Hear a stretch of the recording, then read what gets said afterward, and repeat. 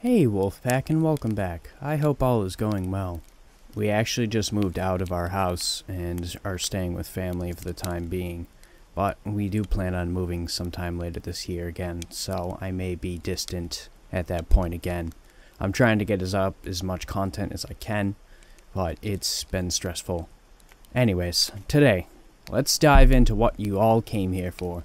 Today, we're doing 3 more serial killer stories. With that said, whether you're sitting around a campfire, on the night shift, or even laying in bed, let my voice soothe your nightmares.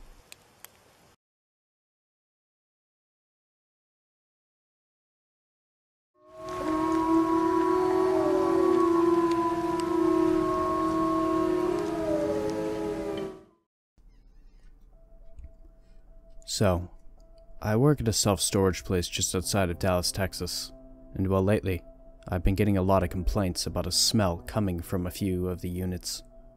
It's the same owner for all 3 units in question, and, well, he has no contact information, save his first name, and so, I had no choice but to cut the locks and look inside. The first unit I opened, though, was completely empty, except for one solitary box about the size of a shoebox. Well, I decided to open it up and make sure there wasn't a dead cat or a rat, something inside of it, because I've been working here long enough to know people store some weird things.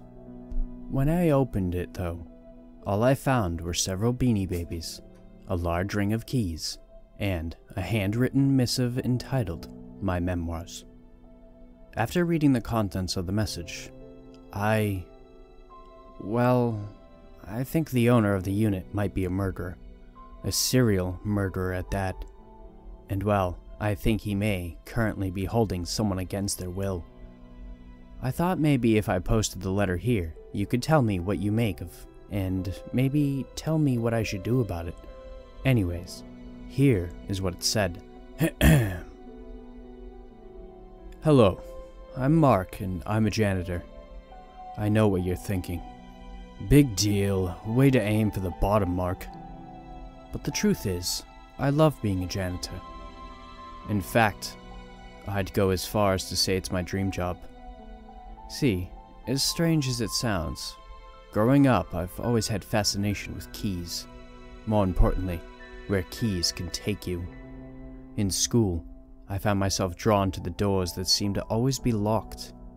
The ones where students such as myself were forbidden to enter. There was one person, though, that trekked in and out of these rooms, of which the general public was denied. You guessed it, the janitor. My heart would flutter every time I heard the glistening jingle coming up the hall, his ream of keys indicating to that world that this was a man that could not be caged. He wore them proudly, as might an officer wear their badge. How can one man have so many locked doors to open? I often wondered. Needless to say, when I saw an ad in the Sunday paper for an apartment complex looking to procure a new janitor, I jumped at the opportunity. Given my enthusiasm and willingness to work for peanuts, I offered to work for free. It was without equivocation that I got the job, and well, now I have my own keys. On my ream are 234 keys to just as many doors. I also have several complete spare sets, which I have stored away and placed in various locations so as to not ever be too far from them in case of an emergency. Every night I take my keys off their ring and carefully polish and shine them. I check them for dings and dents, and if one is no longer perfect, I replace it immediately. You might think with so many it would be easy to get them mixed, but you'd be wrong. I know each key intimately, every curve and every notch. If you were to pull a random key from my ring right now and ask me where it went, sure as gosh I could tell you that this key goes to Mrs. Winslow's door, the widow in 3B. Or, it unlocks so-and-so's apartment on the 2nd floor. Although, well, golly, I'm not an animal. And I believe in efficiency. As such, I've arranged my keys in order of the ones I use the most often, towards the front, and then numerically as you get to the various apartment keys. The first key on my rack is obviously my car key, followed by the 2 keys that unlock my own front door, and then the one that unlocks the back. After that, I had a little trouble deciding the perfect order, but after months of trial and error, I landed on the key to the custodian's closet, and then the key to the complex lobby. Following that are the keys for the remains non-inhabitable parts of the apartment, and then the keys for the apartments themselves, starting with 1A, and so on. Finally, to finish my ring are keys to miscellaneous doors I've garnered entrance to over the years, as well as the keys for several storage buildings that I use to store the things I have no room for at home. I enjoy going into people's homes when they have an issue. I like to see the things they collect, what they keep on their ream. And I always show my keys too, of course. Sometimes I like to go into their homes at night while they are sleeping. Did you know that the modern key wasn't invented until 1861? There are keys dating back all the way to the 6th century, but the one we know and love today is less than 200 years old. Huh, the more you know. Mrs. Winslow in 3B used to love it when I told her about keys and showed her my ream. She would, in return, show me her Beanie Baby collection, which I thought was silly, but I humored her regardless. Mr. Winslow didn't like it much when I talked to Mrs. Winslow about keys. He didn't seem interested in anything other than his schoolwork.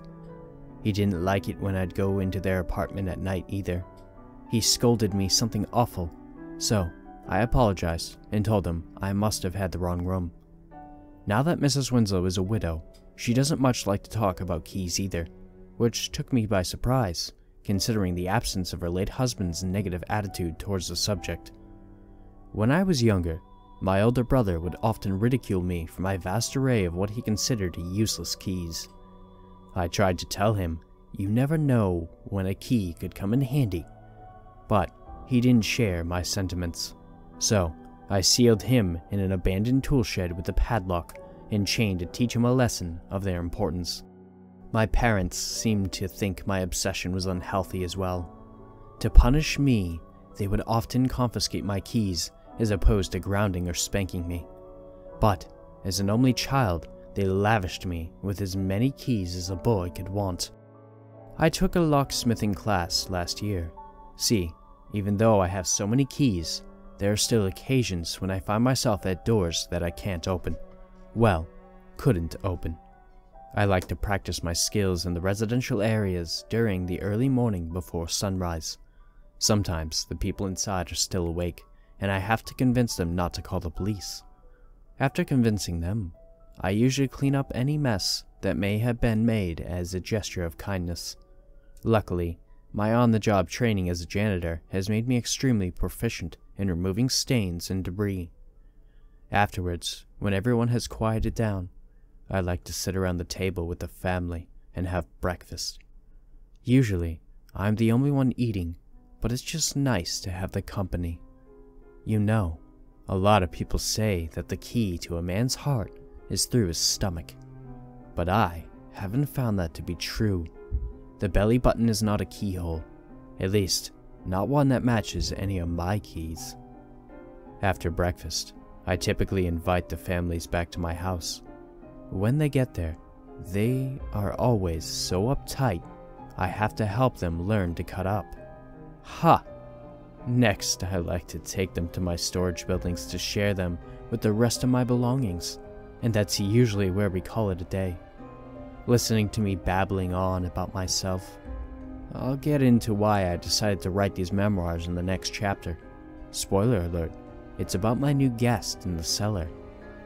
The letter just stopped there, but the date at the bottom of the page was just from a couple days ago. I still have 2 more storage units to look into, and honestly, I'm afraid of what I'm going to find. If you guys are interested, I'll let you know what's inside them as well, and any advice on what I should do with the letter would be appreciated. Thanks in advance. Hi there. I've been wanting to get this off my chest for a while now, and I needed the perfect person to tell this to. Now, I think it's finally time. Before I start, I have chosen you to send this to because I haven't seen you around, and you have the same look in your eyes that I have, only I act on my urges, and I suspect you don't. So, here it goes. My name is Dawn, and I am a serial killer. I would advise you not to stop reading this letter, but I have a feeling you want to keep reading anyway. Am I right? First of all, there will be no DNA traces on this letter, as I have the right equipment to make sure that can't happen. Nor will you be able to give the authorities any information, since my name might not even really be Dawn. But I'm not dumb enough to give you my real name. Or am I? I do hope that you keep this letter for yourself, and I very much hope that you enjoy it. So, Madison, yes, I know your name. Shock. It's not some weird stalker thing like I randomly know your name. Truthfully, it's not hard to find when I've seen you around so much. I hear your friends talking, and you have a lot of social media. So, I'm going to call you Mad. Is that okay? Not that you have much of a choice, and I think Mad is more fitting to this letter, no? So Mad, let me ask you something. Do you ever wonder how it feels to kill someone? To look into their terrified eyes as the life drains out of them? Honestly, it's the greatest feeling. You're looking at this person and they're so helpless. They have no way of winning this. And you have all the power. My God, my adrenaline is pumping just writing this letter to you. I think in my life, I've killed around 8 people. Doesn't seem like much though, does it? Well, think about it. If I'd have just gone on a rampage and killed a shitload of people over a small amount of time, the police would automatically know they had a serial killer on their hands. I would also probably be sloppy and leave some sort of trail behind me, like some of these amateurs. But me, I did it over years. Every year, I would take someone, kill them my way, and dispose of them in the correct fashion. Do you want to hear about my favorite time? Of course you do. So, this guy that I kept seeing around was just the freaking worst. He was one of those guys who walk around thinking they're the greatest thing since sliced bread and treat other people like shit. Seeing him around with his girl, she was pretty, blonde, you know? She seemed nice. Could have killed her too if I wanted. Maybe one day I'll find her and have my way. But I feel like my killing him is for the greater good, you see. He treated her like garbage, so I got rid of him.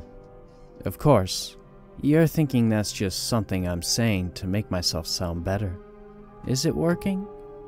Do you think I was a normal person doing good for a second? I thought so. Now, let me tell you something else, Mad. This guy was not easy to get a hold of. He was a squirmer, if you know what I mean. So, this guy finished work one night around 3:45 a.m. at a crappy gas station, and being the absolute douchebag that he was, he lit, smoked, and flicked a cigarette right outside the gas station, half smiling in the smuggest way possible, and walking off. I followed him for a while, and he ended up in a pretty loud phone call. I assumed it was the pretty blonde because he kept calling her stupid, and all this condescending shit that you just don't say to a girlfriend or whatever. But then he spoke again. Whatever, Mom. Bye. This guy was talking to his mother. His goddamn mother. That was it for me. Normally, I'd just pick someone at random and enjoy killing them for the sake of it. But this guy really grinded my gears. I would enjoy this the most. Now, I know what you're thinking. But a guy who loves to kill people, who can also love his mother? and I love mine to the ends of the earth. She doesn't need to know about my hobbies, though. I would normally use the typical chloroform doused handkerchief from behind, but that's because they can't put up a fight whatsoever. It's the easiest way. But not this guy. I picked up a large branch that was on the floor and swung it with all my strength. I'm a big guy, Mad, and he dropped to the floor like a sack of shit. But he wasn't unconscious. I climbed on top of his back while he lay on the floor, grabbed him by his hair. His arms and legs were swinging and kicking, and he screamed a half scream before I pulled back his head and hit it off the floor. Then he was unconscious. I picked him up and carried him to my car, which was around 3 or 4 blocks from there. Opened the trunk and threw him in. Fast forward around 30 minutes, I think, and I had him in the basement of my house on a large metal table, chained, tied with some cable ties around his wrist and ankles. Obviously too tight, but that was just for my amusement. I poured some cold water over his face and he awoke, groaning and grunting like a whining child. Ugh, I couldn't wait to kill him. He was clearly disoriented, so I gave him a minute to work out what was happening, and I leaned on the wall, biting my nails, smiling and watching. The fear struck in him, and he started to scream and almost cry. It was beautiful. So, fast forward again through the boring stuff about him asking what I wanted, and how he got there, and blah blah blah. And he was going to die, and when I told him, then he cried like a little girl. Oh my, was I going to enjoy this? And that I did. First, I took my favorite set of pliers and I yanked at his fingernails. My dear girl, how he screamed. It was like music in my ears. Pure pleasure. My basement had been soundproofed for years, so I could inflict the most awful pain in the most brutal ways, and nobody would ever hear. Oh, fantastic. The blood trickled onto the table and dripped onto the floor. Silly boy. You have made a mess. But that mess was just a minuscule part of the mess he was about to make. Now, I wasn't going to let him go longer than a few minutes without doing something else to him. Not only was I going to murder this man, but I was torturing him just for my own entertainment and pleasure. Now, here's where it gets good, Mad. It gets so good from here. I did smallish things like pushing needles into his ears and deafening him on one side, breaking bones in his upper thighs and his arm. I think I broke around 3 or 4 of his fingers as well, but I grew tiresome of his screams. So, I made the right decision to sew his mouth shut, and I did very precisely, if I might add. He began a little faint after all the pain I inflicted upon him, and most probably some blood loss. So, I thought I best get it over with before I miss out on the opportunity to waste his low life, and he just dies himself. Can't have that, can we? So, I took my most favorite scalpel, and I cut. I cut him all the way up from the bottom of his stomach to his chest, watching the blood pour from every angle. Jesus Christ, the blood. It's definitely my favorite color. Along with a light shade of blue, their lips tend to go after they've been cold a good few hours. So, he was finally dead. I did what I had to do for society, really. I'm a do-gooder, aren't I? Then, I did what I had to do for me, and he tasted good all the way down to the last bite, cooked to perfection. So, there you have it, a clear-cut confession. See what I did there? Thanks for reading my letter. Put it somewhere safe, and you never know, Mad, maybe I'll be seeing you real soon. I received this letter today. The way he kept calling me by my name really creeped me out so much. And maybe he'll be seeing me soon? What the hell does that even mean? I recently bought my first house. I worked hard and long hours to save up for the down payment, and after months of looking for the perfect home, I found it. When I finally held the keys in my hands, I felt a sense of accomplishment. After all my hard work, I finally had something to show for it. The house was in immaculate shape. It had only one previous owner prior to who took pride in this home and kept it up with the upkeep. The previous owner died a couple of years ago. He had no children or wife to leave it to. The house was sold by his estate at a low price, and I was the lucky buyer. A short while after moving in, I discovered that the attic was full of his old belongings. I guess that when the estate moved everything out and sold it at auction, they missed the items in the attic, probably because it was hidden pretty well. There was so much stuff stored up there. I found old photo albums that were left behind to become long-forgotten memories. I found news articles that were pasted in scrapbooks, and there were some old oil paintings hanging on the walls. I wasn't sure if he had painted them himself, since all of the paintings were unmarked. One evening, while in the attic making room for my own belongings, I noticed that one of the boards on the interior wall was loose. I went over to try and fix it, and I discovered there was another box tucked away behind the wall, as if someone was trying to hide it away. What I found inside that box forever changed my life, and at the time, I didn't know it, would become my obsession. The boxes contained old books, but they weren't just any type of old books. Rather, they were diaries written by who I assumed to be the previous owner. I soon discovered that evil filled the pages with unspeakable acts, and even as I write this, I feel sick to my stomach. Now comes the part of the story where the faintest of hearts should stop reading. For those of you who are brave enough to continue past this point, I just want to say, you've been warned. My intentions of this post are to share with you some of the pages from the diary, pages that have kept me awake in the middle of the night. Entry 1, October 31st, 1957, morning. Tonight is the night. The costume is laid out on the bed, waiting for me to put it on. I will be dressing up as the Grim Reaper. An idea has crossed my mind, though. Will I be dressing up as the Reaper, or will I actually be becoming the Reaper? I do know, though.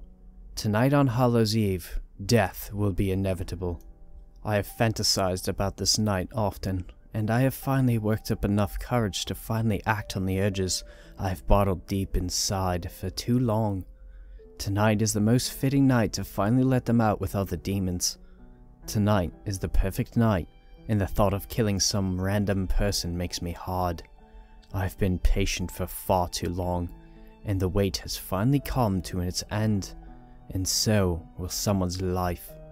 In the cover darkness, I will become the hunter. Entry 2, October 31st, 1957, at night. It's 8 o'clock and I'm dressed in full costume. The mask is the perfect disguise to hide my identity from the world. Where I am going, no one knows me, which makes the thrill so much better. I even have a trick-or-treat bag so that I look the part. The only trick tonight is that my height is perfect enough for me to blend in with the teenagers out celebrating with their friends. Everything is in place, and the games are about to begin. No one will see this coming, and in the morning, long after the blood has spilled, I will be all over the news. I will be famous. The only downside is, I'm the only person that will know. But that will be enough, I hope. I drove for a few miles before I reached the next city. After all, you don't shit where you eat. I drove around anxiously until I found the mall. It was the perfect place to hide my car, so that it would blend in with the hundreds of other cars that look exactly like mine. Once I parked my car, from there I continued on foot. I only had to walk a few blocks until I found the perfect street. I was drunk on the thought that somewhere amongst the row of houses, my victim awaits. I began going door to door looking for the perfect candidate. The first house was unsuccessful. A kid answered the door, so I had to keep moving along to the next one. When I got to the second door, I was once again out of luck. The third door, however, I found my perfect match. I only had to knock twice before a middle-aged man opened up. I just stood there on the doorstep peering at him from underneath my mask in awkward silence. He was standing there, facing me, expecting to hear the typical trick or treat, but instead, he got the blade of my knife in his stomach. The unknown man just stood there in the doorway with a bowl of candy in his hands. He had a stupid look on his face. I will never forget it. It took him a brief moment to realize what had just happened. When the realization finally sunk in, he stumbled backward into his house, trying to close the door as he did. I took the opportunity to let myself in and close the door behind him. The man was now leaning up against the wall, trying to support himself from falling over. He dropped the bowl of treats, suckers, bars, and chips scattered over the floor. It was a child's dream come true. He managed to mumble, "Get out of my house," before I sunk my blade into his stomach a few more times. I kept doing it until I was convinced that he was dead. The high from my first kill had taken complete control of me. Once the adrenaline wore off, I stood there in silence and listened to see if I was alone in the house. The sound of silence was all I heard, so I knew I lucked out and that nobody else was in the house. I turned the porch light off before standing above the man's lifeless body, admiring my work. It was like art. The carpet was my canvas, and the blood covered it like paint. I took it all in for a few minutes before letting myself back out into the world, a changed person. As I was walking down the driveway, a group of kids was walking towards me. I told them that it was no use because there was nobody home. I walked back to the mall parking lot and returned to my car. I got in and sat there recollecting my thoughts and going over in my head the events that had just happened. I put the key into the ignition and drove back towards my house. I have to admit, the first time I read the journals, I was deeply disturbed. I thought it was all fiction until I was convinced that it wasn't. The pages were too detailed and alarming to not take seriously, so I decided to turn the journals over to the police so they could be the judge of whether they were or not. Before handing them over though, I kept a copy for myself. My intentions were to try to uncover the truth from the previous owner of my house. Months passed and the police still haven't found any leads on the entries or finding any crimes to match the details written on the pages. Something deep down inside me is convinced that it's real, that somewhere out there, the victims' families are left with no explanations. I became obsessed with the journals and trying to uncover the truth. I've spent countless hours rereading page after page, and still no closer to any answers. I've come to realize that keeping these pages to myself was a selfish thing to do, and that somewhere out there, someone may have the answers that I'm looking for. My hopes by publishing this is that I'm able to find someone who knows something. Until that day comes, I will continue reading them like a record on repeat in hopes that the record will reach a conclusion. I hope the truth is hidden there somewhere among the pages in the diary of a serial killer.